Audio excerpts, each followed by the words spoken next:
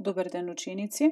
Добре дојдовте во училница на предметот хемија за 9-то одделение. Јас сум наставник Снежана Михајловска од Основното општинско училиште Мирче Ацев, Скопје. Денешната наставна содржина е вежбање на израмнувањето хемиски равенки. Целите на часот се да го објасниме значењето на стехиометриските коефициенти и да израмнуваме хемиски равенки. Израмнувањето на хемиските равенки е нешто кое што мора постојано да се вежба и при тоа мораме да почитуваме одредени правила, односно да се потсетиме дека не смееме да менуваме хемиски формули, односно не смееме да додаваме индекси со цел да се изедначи бројот на атомите од двете страни на равенката. Не смее да се отстрануваат или да се додаваат други реактанти или продукти. При израмнувањето на хемиските равенки се користат најмали целобројни коефициенти. При израмнувањето на хемиските равенки применувајте ги следниве совети. Атомските групи кои што во некои хемиски равенки ќе ги сретнете, сметајте ги како една цела единка. Двоатомските молекули, например кислород О2, водород H2 и други, изедначувајте ги последни. Ако треба да се множи со некој број и од двете страни од равенката, секогаш тоа е најмалиот заеднички содржател на броевите на атомите од ист вид на двете страни од равенката. Понекогаш, како стехиометриски коефициент, може да се користат и дробки, но секогаш на крајот треба да се удвојат сите коефициенти со цел да се добијат цели броеви. Секогаш се прави проверка дали бројот на одделни видови атоми е еднаков на двете страни од равенката и дали фигурираат најмали цели броеви како стехиометриски коефициенти.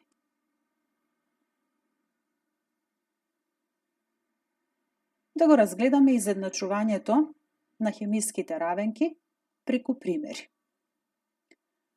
Најпрво ќе го разгледаме примерот Mg плюс O2 се добива MgO. Да напоменеме дека при израмнувањето на хемиските равенки се повикуваме на законот за зачувување на масата и при тоа мора да направиме баланс, односно рамнотежа, на тој начин што бројот на атомите од левата страна мора да биде еднаков со бројот на атомите од десната страна. Во конкретниот пример, бројот на атомите на магнезиум од левата страна е 1 и од десната страна е 1. Меѓутоа бројот на атомите на кислород од левата страна е 2, а додека на десната е 1. За да воспоставиме рамнотежа, односно да го изедначиме бројот на атомите на кислород, во тој случај додаваме стехиометриски коефициент, кој што кажавме дека стехиометрискиот коефициент се запишува пред хемиската формула. Што значи во конкретниот пример ставаме двојка пред формулата MgO, на тој начин што настојуваме да воспоставиме баланс, односно рамнотежа, или со други зборови да го изедначиме бројот на атомите на кислород.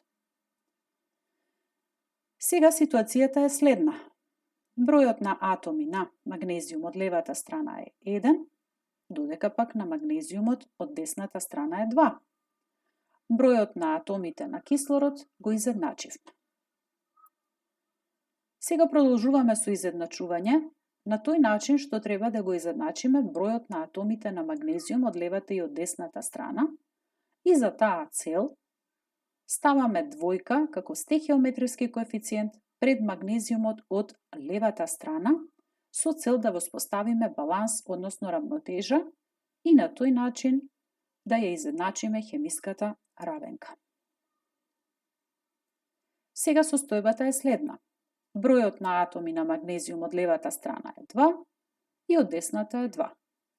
Бројот на атоми на кислород од левата страна е 2 и секако бројот на атоми на кислород од десната страна е 2.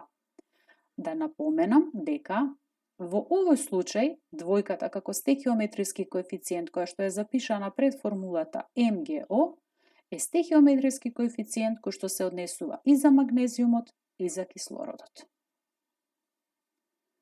Да разгледаме друг пример.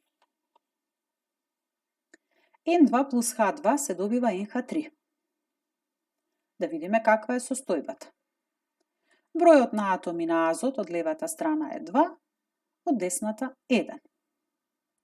Бројот пак на атоми на водород од левата страна е 2, додека пак на десната страна е 3. Сега, за да го изедначиме бројот на атомите на азотот, запишуваме стехиометриски коефициент 2 пред NH3 со цел да воспоставиме баланс, односно рамнотежа, или да добиеме еднаков број атоми на азот од левата и од десната страна. Но ни се промени ситуацијата кај водородот.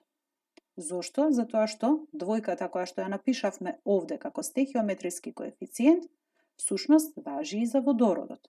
Што значи сега бројот на атоми на водород е 2 по 3, 6, а додека на левата страна за водород имаме само 2. За да воспоставиме баланс или рамнотежа, запишуваме 3 како стехиометриски коефициент пред водородот и на тој начин ја израмнивме, односно ја изедначивме, воспоставивме рамнотежа и на тој начин ја израмнивме хемиската равенка. Сега бројот на атомите на азот од левата страна се 2 и од десната страна се 2. За водород имаме 3 по 2, 6 атоми и од десната страна 2 по 3, 6 атоми за водород. Да го разгледаме следниот пример. AgNO3 плюс H2S се добива Ag2S плюс HNO3. Она што е карактеристично е дека во самата хемиска равенка се забележува атомска група која што ние можеме да одиме и веднаш со израмнување на атомската група која што таа преовладува и на левата и на десната страна и на тој начин ќе ни се олесни изедначувањето на хемиската равенка. Но во секој случај ќе одиме последователно со тоа што ќе кажеме колку изнесува бројот на атомите на сите присутни во самата хемиска равенка. Бројот на атоми на сребро од левата страна е 1, од десната е 2. За азотот од левата 1 и од десната е 1. За кислород имаме 3 атоми и од десната имаме исто 3 атоми. Од левата страна имаме 2 атома водород, од левата страна имаме 1 атом на водород. Сулфурот имаме еднаков број на атоми од двете страни.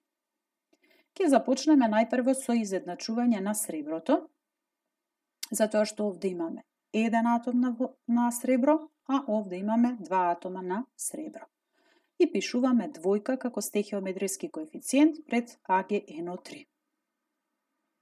Сега, ако го изедначивме бројот на атомите на среброто, сега забележуваме дека овде во оваа формула се појавува атомска група NO3 и бидејќи тука фигурираат две такви атомски групи, тогаш по автоматизам треба да запишеме и двојка пред HNO3, каде што ја забележуваме атомската група која што е идентична со оваа овде.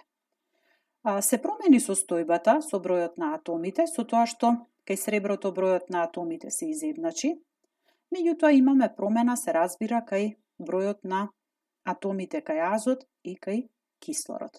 И за таа цел велиме дека ќе ставиме двојка пред HNO3 со цел да направиме изедначување. Значи, кога ќе ставиме 2 пред HNO3, сега да видиме каква ќе биде ситуацијата. Значи, имаме 2 атома на сребро од левата страна и исто толку од десната. Бројот на атомите на N се изедначи и од левата и од десната страна. Истото се случува и со бројот на атомите на кислород, 2 по 3, 6 од левата, 2 по 3, 6 од десната страна. Сега бројот на атоми на водород е 2 од левата и 2 од десната страна. Сулфурот имаме 1 атом и на десната страна имаме исто така 1 атом. Што значи дека се воспостави баланс, односно рамнотежа, или ја изедначивме хемиската формула. За поедноставно, значи да имате подобар преглед, колкав е бројот на атомите, можете да користите и точки, со тоа што напоменавме дека стехиометрискиот коефициент кој што е запишан пред секоја хемиска формула важи за секој од присутните атоми. Значи овде имаме 2 атома на сребро и од десната имаме 2 атома на сребро. Овде имаме 2 атоми на азот и овде од оваа страна имаме 2 атоми на азот. 2 по 3, 6 атоми кислород и на десната 2 по 3, 6 атоми кислород. Водород има 2 атоми од левата и исто толку на десната страна. Сулфурот има 1 атом и од десната страна има исто така 1 атом. Со тоа воспоставивме баланс, односно рамнотежа. Почитувани ученици, за да го усовршите израмнувањето на хемиските равенки, потребно е да вежбате што е можно повеќе примери. Ви благодарам на вниманието.